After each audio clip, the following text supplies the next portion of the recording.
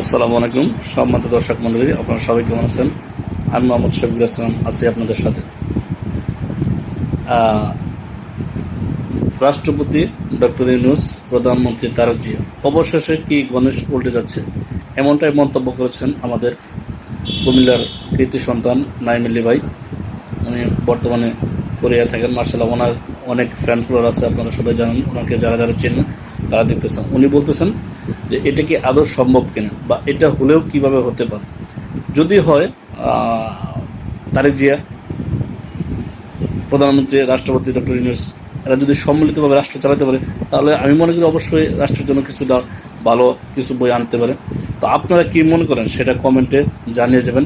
চলেন, ঠিক আছে, তাহলে নাঈম আলী ভাইয়ের কণ্ঠে এই বিষয়টা একটু শুনে আসি যে ঘটনা কতটুকু সত্য মিথ্যা। ভিডিওর প্রথমে আমরা একটা জরিপ করতে চাই। ডিসেম্বরের মধ্যে নির্বাচন হোক অথবা বড়জোর জুনের মধ্যে নির্বাচন হোক, এটা কে চান? আর আরেকটা আছে যে আমরা নির্বাচন চাই না, ডক্টর মোহাম্মদ ইউনূসের হাতে বাংলাদেশ নিরাপদ। তো ওনাকে তো টানা সিস্টেমে ক্ষমতায় রাখার সুযোগ নেই। একটা কাজ করা যায় যে তারেক রহমানকে প্রধানমন্ত্রী করে, ডক্টর ইউনূসকে রাষ্ট্রপতি করে আমরা আগামী 2-4-5 বছর নির্বাচন দরকার নেই, দেশ সম্মিলিতভাবে একটা জাতীয় সরকারের মধ্যে পরিচালিত হোক।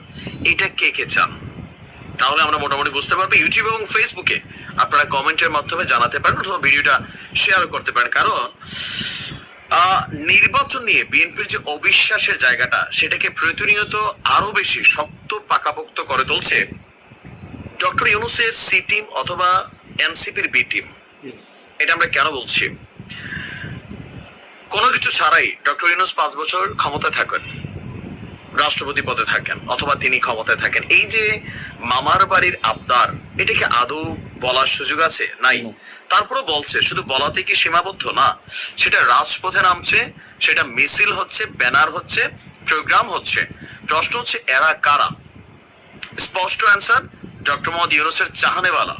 ডক্টর মোহাম্মদ ইউনূসের চাহানেওয়ালা আইন টাইন ভাঙা ডেগা সিস্টেম করে ওনাকে ক্ষমতায় রাখলে কাদের লাভ বেশি? এনসিপির লাভ বেশি। রাজনৈতিক ভাবে অন্য কোনো মানুষের লাভ নাই, নাগরিক হিসাবেও অন্য কারো লাভ নাই যতটা এনসিপির লাভ আছে।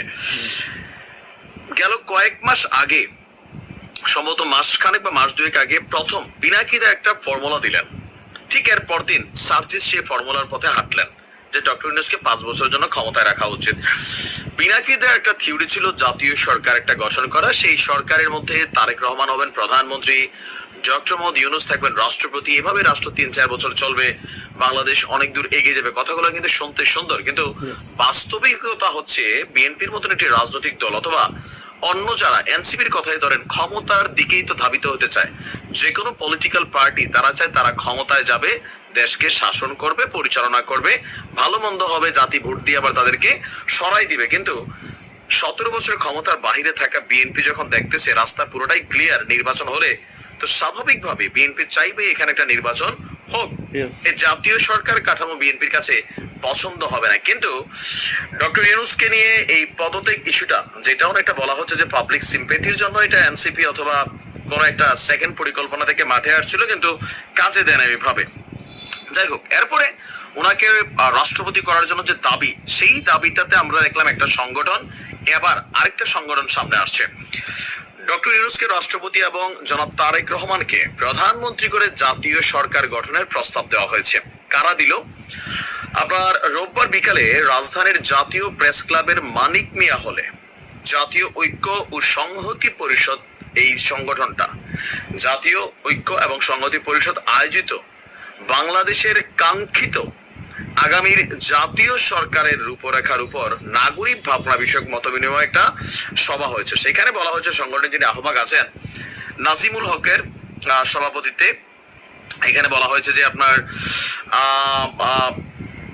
অন্তর্বর্তী সরকারের উপদেষ্টা ইউনূস হবেন রাষ্ট্রপতি, ডক্টর বদিউল আলম মজুমদার তিনি হবেন উপরাষ্ট্রপতি, বিএনপি ভারপ্রাপ্ত চেয়ারম্যান জনাব তারেক রহমান হবে প্রধানমন্ত্রী এবং জামাতের আমির ডাক্তার শফিক সাহেব তিনি হবেন উপপ্রধানমন্ত্রী। এছাড়া উপদেষ্টার দায়িত্ব পূর্বাঞ্চল এবং নতুন মন্ত্রিসভায় অন্তর্ভুক্ত হবেন যারা শুধুমাত্র প্রতিমন্ত্রী এবং উপমন্ত্রী পদে নিযুক্ত হবেন।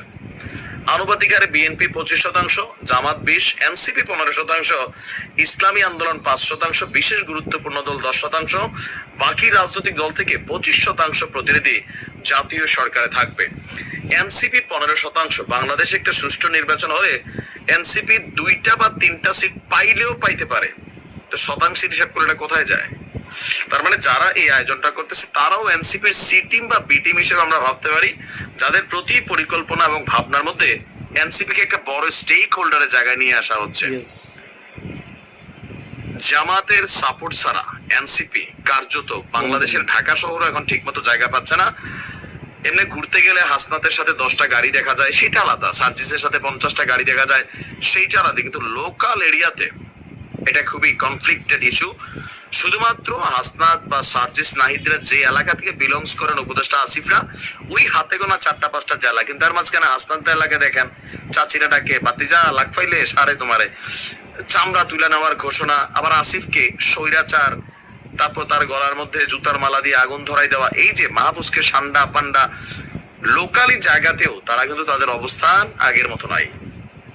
বিভিন্ন কর্মকাণ্ডে বিশেষ করে বিএনপির গুতাইয়া নিজেদের এই অবস্থাটা নিয়ে আসছে। তো এই সিস্টেমটা আমার মনে হয় না যে এটা আসলে বিএনপি জীবনে মাইনা নিবে আর কি। অন্য কথা বাদে দিলাম, জামাত রাজি হবে এক বাক্যে। আর দ্বিতীয় হচ্ছে রাজি হবে, ধরেন এনসিপি তো রাজি কি, তারা তো এরকম গোল্ডেন অফার জীবনে পাবে। তবে আমার মনে হয় না যে এটা কাজে দিবে। তারপরেও বাংলাদেশের মানুষ যে কোনো সময় গণভোটের আয়োজন হয়তো, বিএনপি আসলে এটাই ভয় পায় যে এই ধরনের পরিকল্পনা বুদ্ধিটুদ্ধি নিয়ে যখন সামনে আসে যে ডক্টর ইউনূস কেন আসলে একটা নির্দিষ্ট তারিখ দিচ্ছেন না। আমিও নিজে বারবার এটা বুঝি না যে ওনার মতন একজন বিচক্ষণ মানুষ, সারা দুনিয়াটা ভাইজা খাওয়া ক্যারেক্টার, সেখানে তিনি পুরা জাতির মধ্যে বিএনপির বিগড়াই রাখছেন একটা জায়গাতেই, যে নির্বাচনটা রোডম্যাপ। রোডম্যাপ মানে কি? কোন মাসের কোন তারিখ, নির্বাচনের তফসিল কবে হবে, নির্বাচনটা কবে হবে, এই 2টা ওয়ার্ড যখন বলে না, স্বাভাবিকভাবে প্রশ্ন থেকে যায় যে ভেতরে কি অন্য কোনো মানে পেচকি পুচকি আছে নাকি সরকারের? যদি নাই থাকে 2টা সব। সম্মত দর্শক মন্ডলী, আপনারা নাইম আলী ভাইয়ের কণ্ঠে তার সুন্দর আলোচনা শুনলেন। আসলে এখানে আপনারা কি মনে করেন যে বিএনপি জামাত এই বিষয়টা মানে নেবে কিনা, সেটা এখন দেখার বিষয়। আর উনি বলছেন এটা এনসিপির সম্পূর্ণটাই লাভ। চলেন, ঠিক আছে, আমরা ওয়েট করি, কয়েকদিন দেখি কি হয়। আল্লাহ হাফিজ।